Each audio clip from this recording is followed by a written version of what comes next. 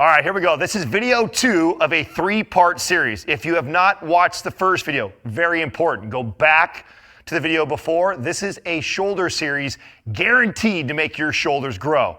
Now, one of the things that we talked about in the very first video that's super important, if we want to build good, round, boulder shoulders, we got to start off with a good compound lift to start this workout with. So this is the second video. This is the 3 exercises we're going to do today. I'm going to demonstrate each movement, and then I'll tie it all back in together. Make sure you guys remember how many sets, repetitions you're doing for both beginner, intermediate, and advanced people, okay? So check out these movements.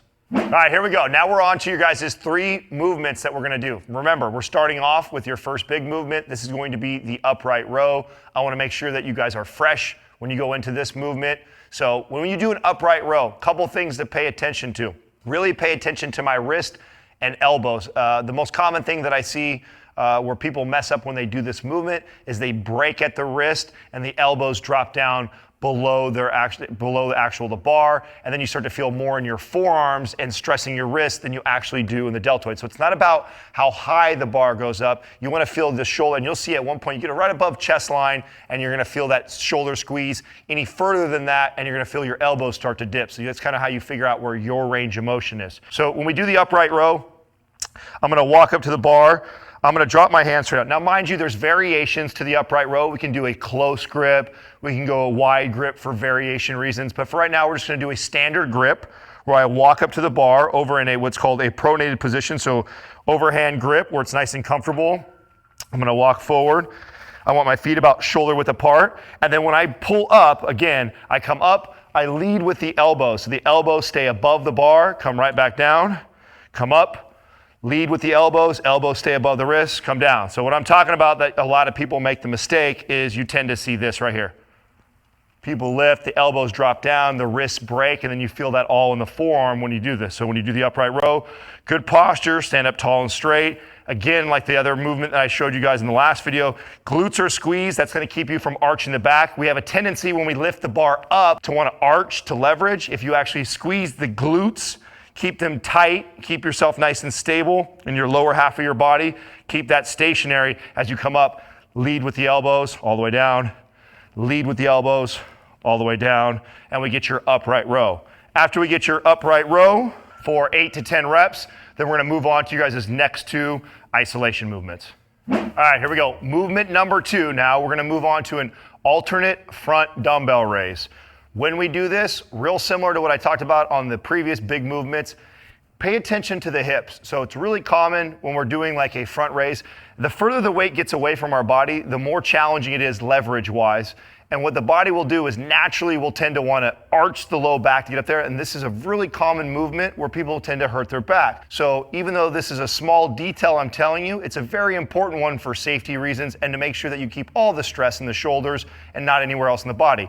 So before I actually start the dumbbell front raises, I'm going to take my hips and I'm going to squeeze my butt. So I'm going to keep my butt squeezed. What that does is rotates that pelvis, and it's going to keep me in that neutral spinal alignment, especially as I start to lift up, because when we lift up, we're going to have a tendency to want to arch.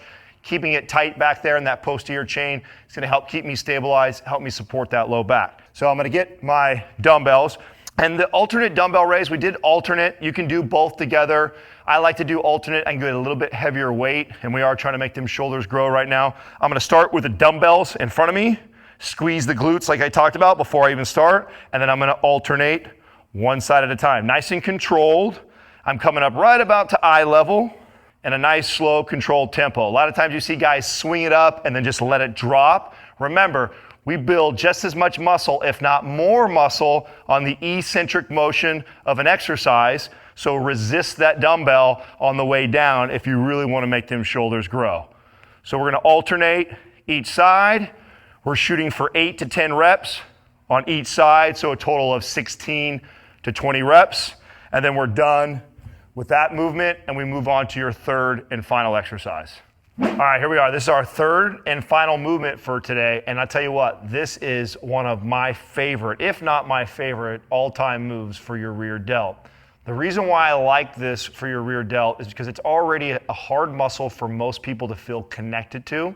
Using a cable or a free motion machine Helps me keep the tension on it, something I can do really light, slow, and controlled. And it really helps that mental connection to learning how to engage that muscle. Because it's a small muscle, because it's part of the posterior chain, because most people don't know how to target it, this is one of my favorite ways to teach somebody how to really learn to isolate that part of your shoulder. So when you get into this position, pay attention to my posture, my low back, how I have a nice neutral spine, and then my elbow's gonna stay at a 10-degree bend in a fixed position and slow and controlled through the whole movement. We don't wanna do a lot of weight the first time we do this. You wanna be in a much more controlled fashion.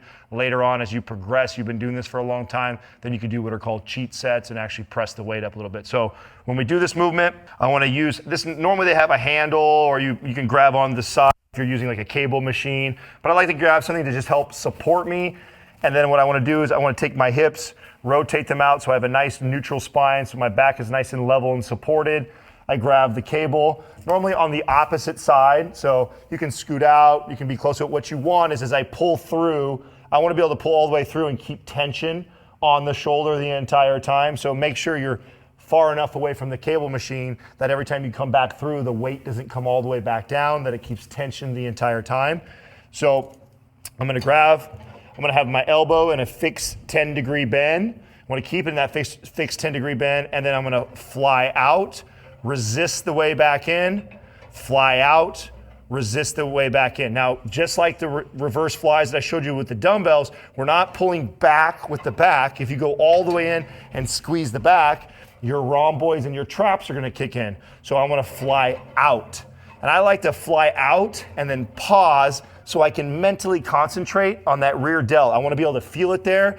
After I feel it kind of flexed, I'm going to keep it tight and flexed as I resist from that same area on the way back in. So come out, flex that rear delt, keep it tight and resist with the rear delt, come back in, back out again, nice and controlled. We want to get 8 to 10 reps on one side, and then we switch and we get 8 to 10 reps on the opposite hand. So that's your third and final movement. All right, you guys, that's the end of day 2 right there. Remember, intermediate, beginner, advanced, we're gonna do different amount of sets, right? So if you're a beginner, the 3 movements that I just showed you, you wanna do 2 sets, 8 to 10 reps of each of those exercises.